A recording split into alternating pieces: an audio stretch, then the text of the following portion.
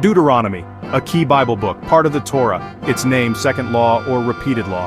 It restates laws for a new generation. A vital guiding text, the setting is vital. Moses speaks to Israel, they are near Canaan. He gives final speeches, a time of great change. The covenant is renewed, they pledge to follow God, a solemn binding moment.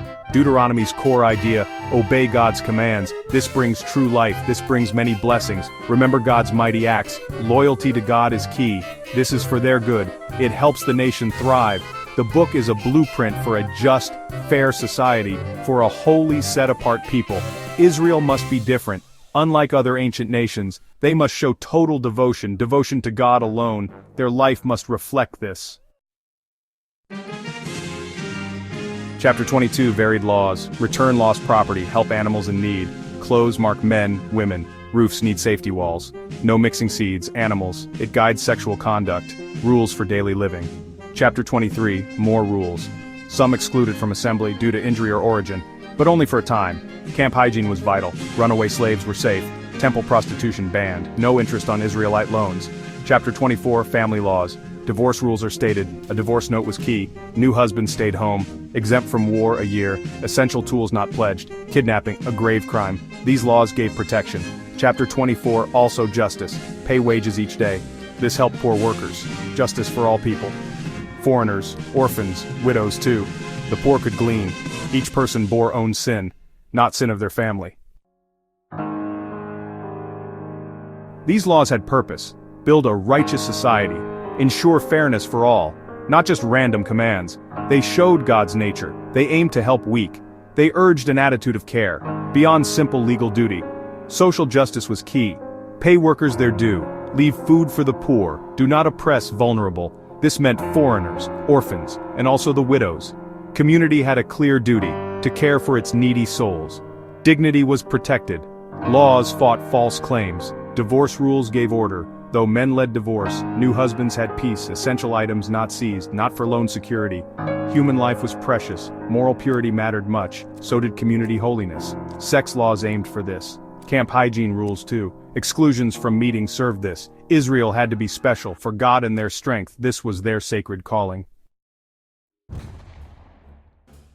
Section 4, Echoes of the Ancient World, Historical and Cultural Setting.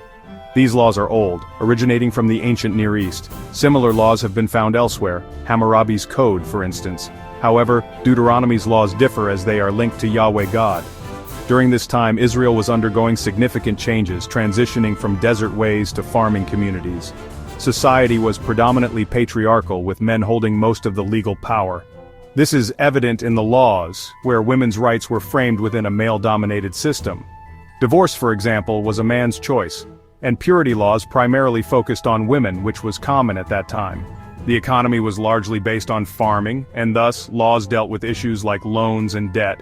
Poverty was a significant concern, and the laws aimed to offer some protection, such as preventing lenders from taking essential items like millstones. Land and crops were crucial to their livelihood and future. Community was everything, the group mattered most. One person's actions could affect everyone, so purity laws were strict to maintain camp hygiene and safety. The land itself was considered sacred, and sins were believed to pollute it, a shared idea that underscored their way of life. Section 5, Enduring Principles, Legacy and Modern Reflections. These laws shaped Israel, building its society and guiding its unique path for many long centuries. They offered a clear way to justice and unity, aiming to create a holy nation serving God. This legal foundation had a far-reaching influence, impacting later Jewish thought and even Christian ethics. The core values of these laws, such as care for the poor and the importance of justice and fairness, have endured through time, being rethought for new ages. Applying them in the modern world is challenging, as some laws were specific to their cultural context, like certain purity rules or old social punishments. We must seek the deeper meaning, the moral idea beneath the surface law. Despite the historical context, the moral core of these laws shines through. A just society remains vital, protecting the weak is still crucial, and integrity is always key. Community health is a true goal. While the ancient laws belong to the past, their ethical heart continues to beat, challenging us to uphold these enduring principles in our own time.